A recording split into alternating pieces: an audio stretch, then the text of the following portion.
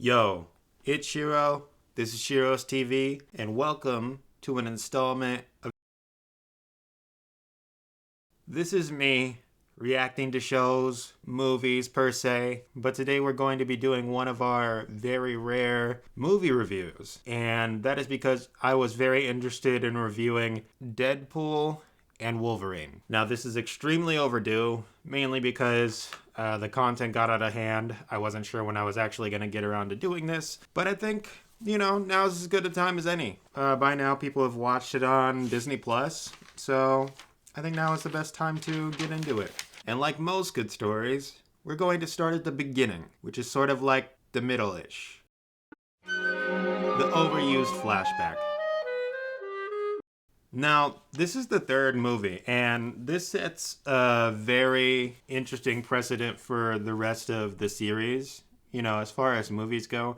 I found it very odd that we just went around and we just reused what we used in Deadpool 1, which was cool. It was a cool little stop motion narration. That was cool in the first one. In the second one, it was a little cheesy, and it was like, okay, we could have done anything else here. To understand why I took a cat nap on 1,200 gallons of high-test fuel, I need to take you back to the dewy slopes of 6 weeks ago. But whatever, it's the second Deadpool movie, just rocketing off of the momentum of the first one. But this one here, the exact opposite of third time's a charm. I think that it really cheapens the effect.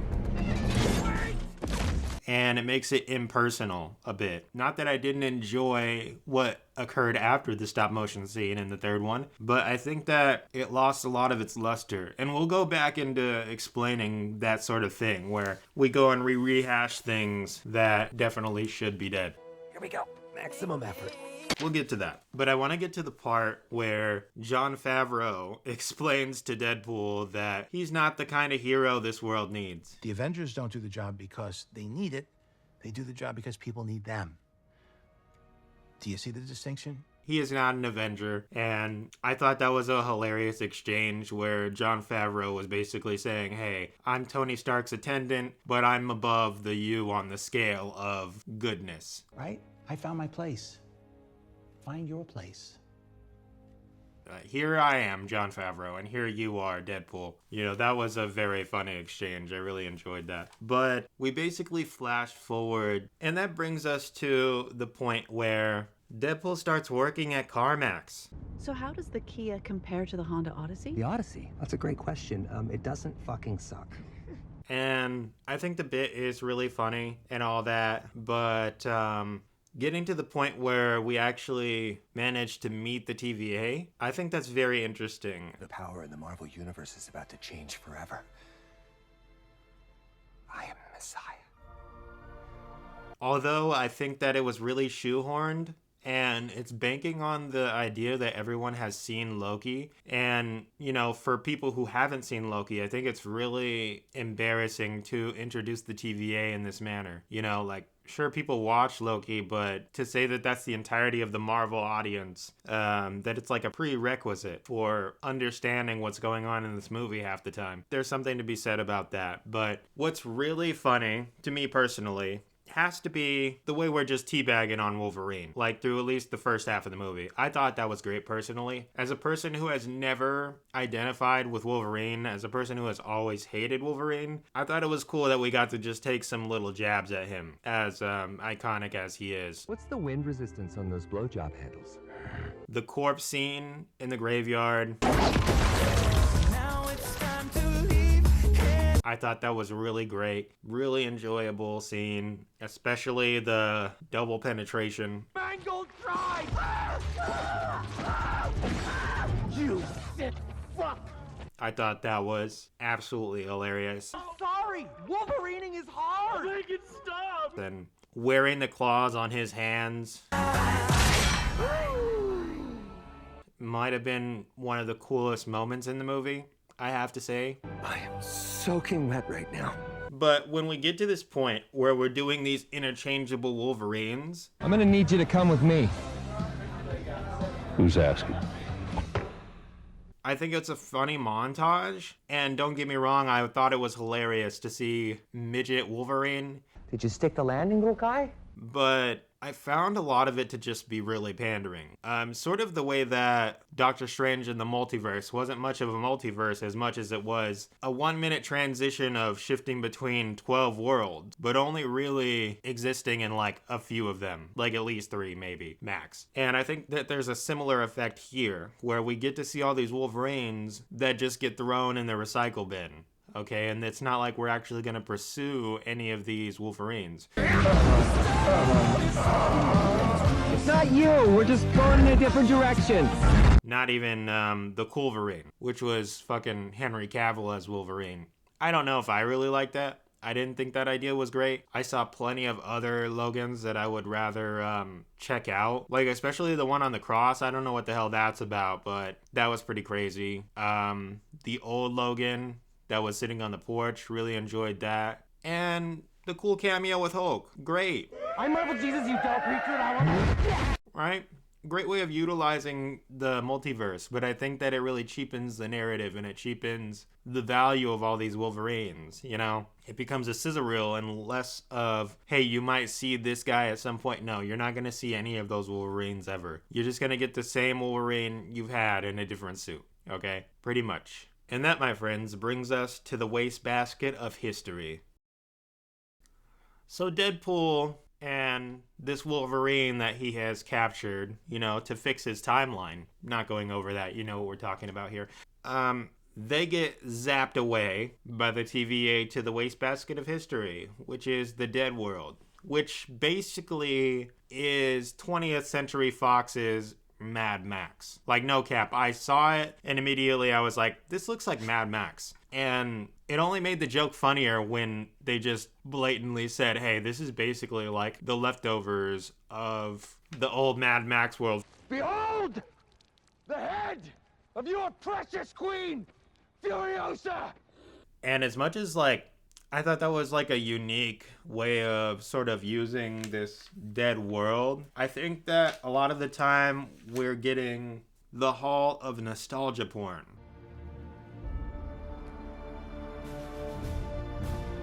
Where we're just getting hit with character after character after character, where people are like, hey, you've seen this character, right? Sometime in your past? So, nostalgia.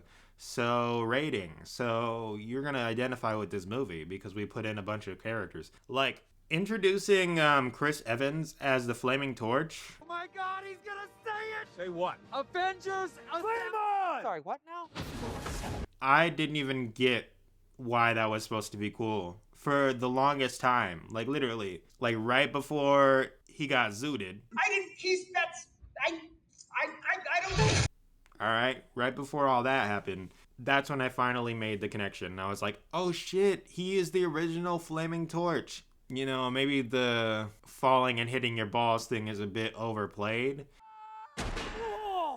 And maybe that's why I didn't really, you know, I wasn't really taken with all that. But, you know, it basically got canceled out by Pyro, which I didn't know anything about that because I'm not a huge X-Men guy. So it was really anticlimactic to see all that happen in one go. But it doesn't really take away from the premise of what I'm talking about. I think that a lot of the time, you know, we're encountering characters that we've already encountered before in the universe, and it's just a lazy way of putting them all back together. This is why quite literally the wastebasket of 20th Century Fox.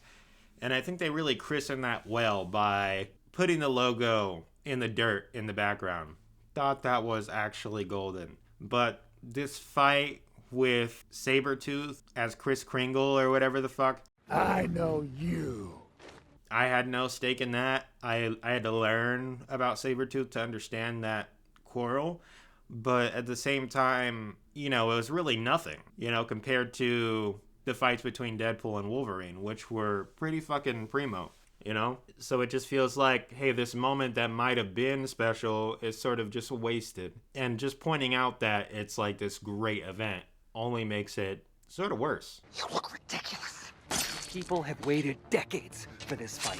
And here we get to Wolverine v. Deadpool v. Charles, where we encounter the big bad of the series, and that is Charles Xavier's twin sister. This is a very interesting character. I think that the effect that they use for how she penetrates minds is really, really cool.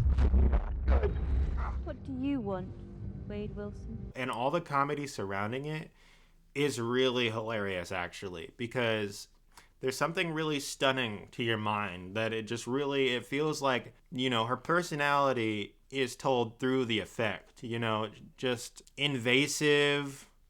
Jesus, just ask sometimes. Dominatrix. Mommy and Daddy are having a conversation.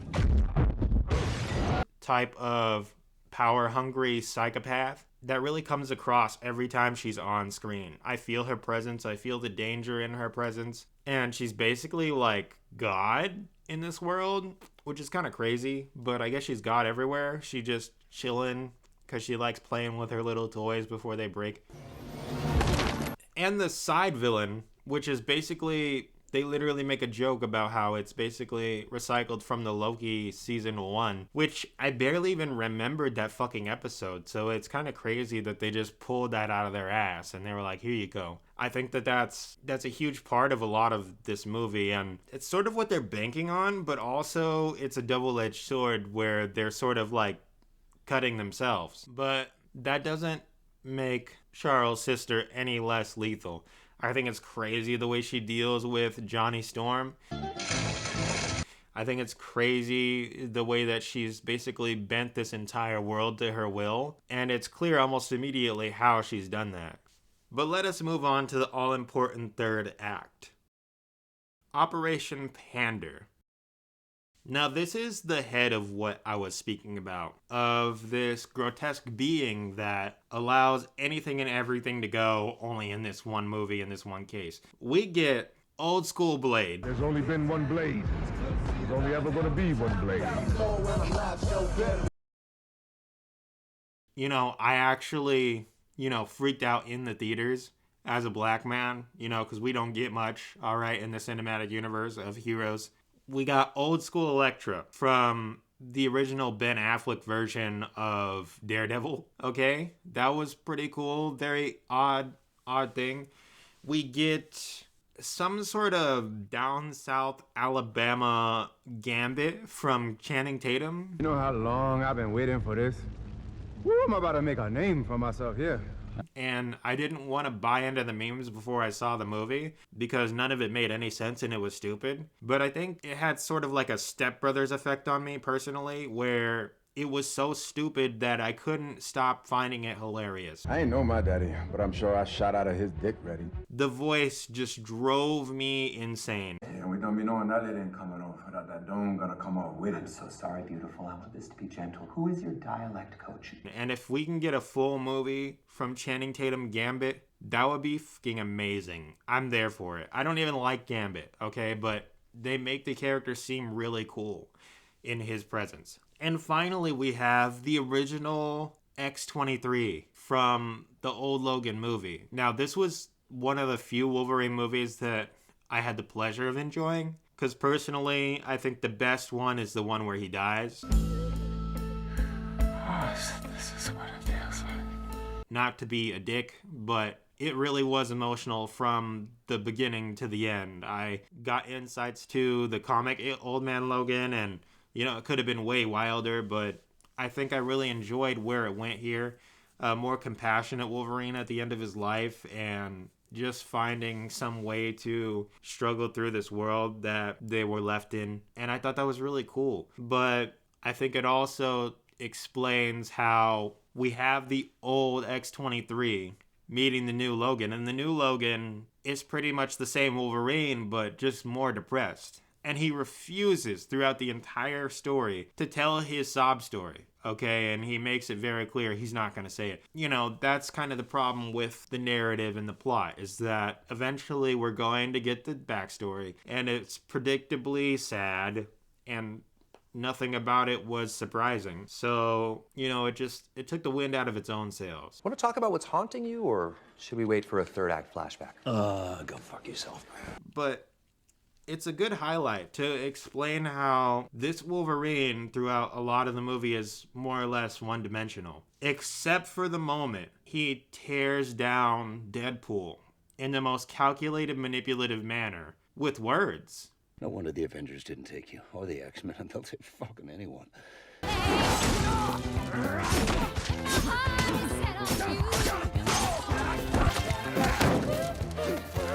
No. And I thought that was the most impactful part of this portrayal of Wolverine. You will never save the world. You couldn't even save a relationship with a goddamn stripper. Because as much as he's like a hothead, I think he can be calculated and have something to say a lot of the time. Like when he was talking to Charles' sister and taking off the helmet. As much as I want to fucking kill you, every bone in my body wants to fucking kill you. He would not let me stand here and watch you die. You know, that was a really touching scene. And I think the Deadpool scene is just as much as that. You know, it wasn't a moment where Deadpool could crack wise jokes. He just had to sit there and just feel like a piece of shit. Well, you got nothing to say, mouth? I mean, that was one of the greatest speeches I've ever heard. But Operation Pander goes into play, and we get everybody down at the hideout to fight Charles' sister, and it's a big, huge, insane, like, amalgamation of special effects and suits, and it feels a lot like Endgame, at the end of Endgame, where there's so much shit going on, it's not really easy to focus on any one thing, and it just looks like a mess. And, you know, in a good way, I guess, but I think over time you realize that it's just chaos for chaos sake to make it look like, oh, all this shit is really cool, but it really is just a bunch of isolated incidents of nonsense. You know, outside of X-23, outside of Blade, outside of Gambit, not really much shit's going on. But I want to move on to a really huge part of this entire movie, which is the Deadpool army, which is alluded to several times throughout the movie and carried on by Nicepool, which is basically just Deadpool played by Ryan Reynolds if he had not had a terrible face. That was a funny joke for a little while, and it was funny when he ended up using him as a shield. Yes, that was hilarious. Why are we stopping? I'm just catching my breath. What are your legs on vacation? You're dead weight. It's because I'm paralyzed. We all have problems. But against the Deadpool army, I think that it was extremely anticlimactic because we're teasing this the entire movie, right? But we finally get it, and it's a stark contrast to the fights that have been done between Deadpool and Wolverine this entire time, okay? Because amazing fights between Deadpool and Wolverine, especially in the car. Oh, you dirty bitch! When they first show up in the waste bin universe. Oh, you backstabbing son of a bitch!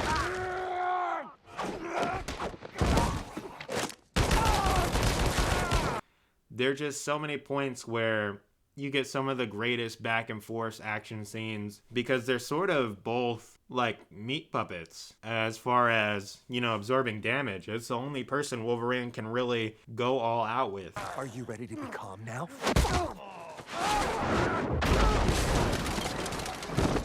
And you can tell by the fight in the car that he's really enjoying himself as much as he hates it. It's the only person he can really actually have a fight with that's gonna fight him back, you know, without bleeding out.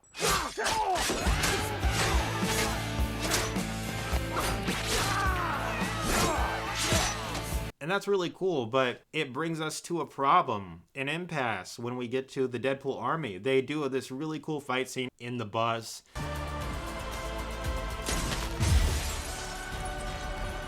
On the street. And yeah, that's really cool, but each one of them dies, right? And you know almost immediately, hey, these people should be getting back up. But since it's all choreography and it's all just rehearsed, we're not letting them get back up like they would with a Deadpool versus Wolverine fight, right? And it's clear that they're not all like Nicepool where they don't regenerate. Say it with me. You're gonna live. I'm gonna live. You know, these are all regular Deadpools that are just as immortal as main Deadpool. So the fact that they all just lay on the ground dead until they all get up at once, very exhausting, very ridiculous.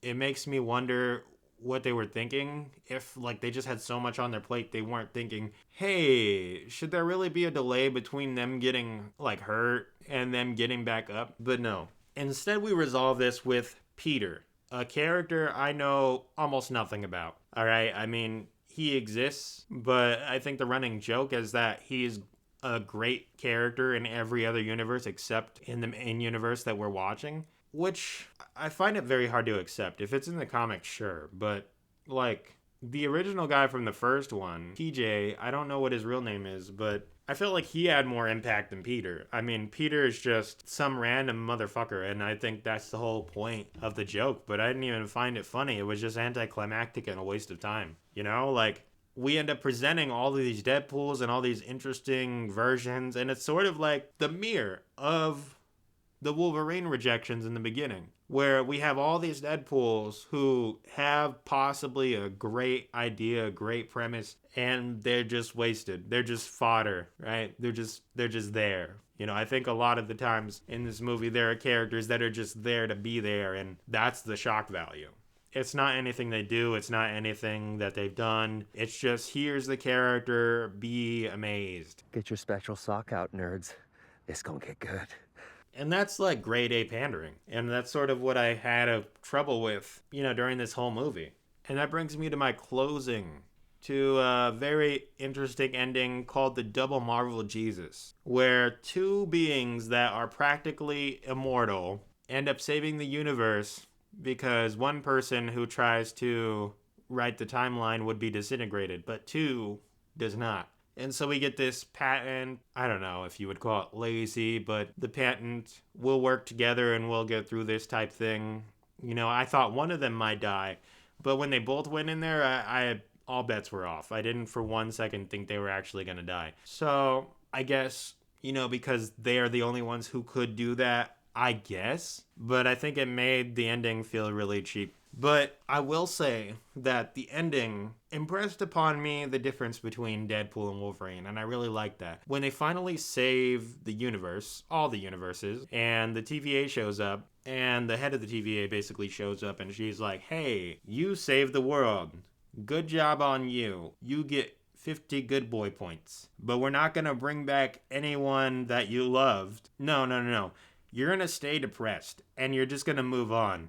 Because that's what heroes do. And I thought that was really stupid.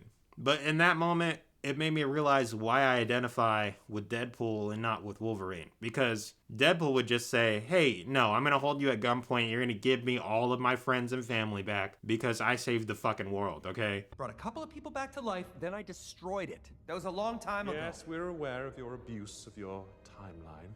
You were so abusive of it. But here Wolverine just sort of scoffs and walks away. And for a while I was like, dude, you're just gonna take that shit? But then after a while I was like, okay, I get it. It left a bad taste in my mouth, but I understand that, you know, great power comes great responsibility.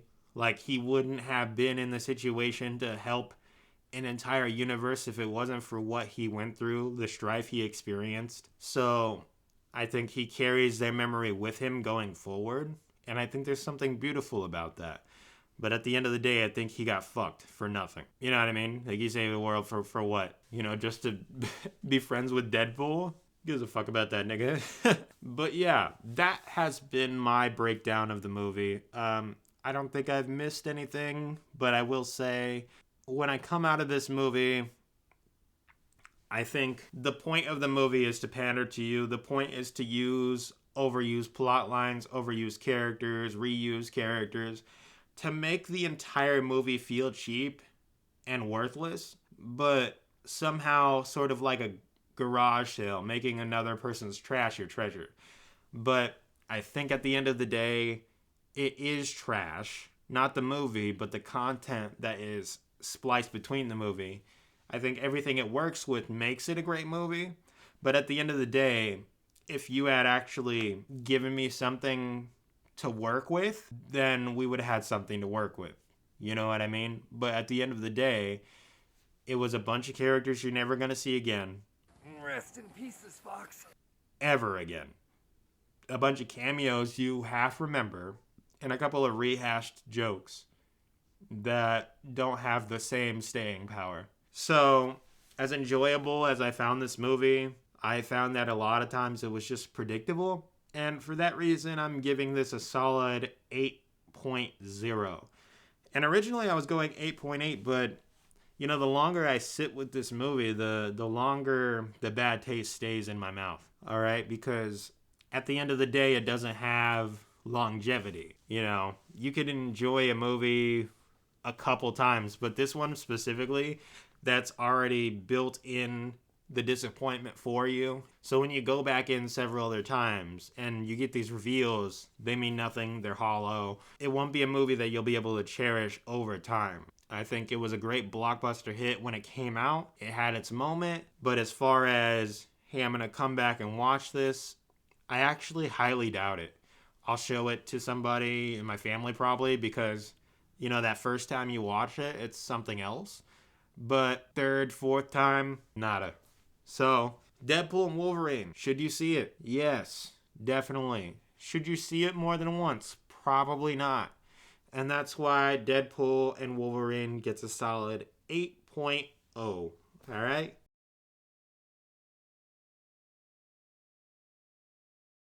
It's been Shiro, Shiro's TV. I'll see you another time. Peace. I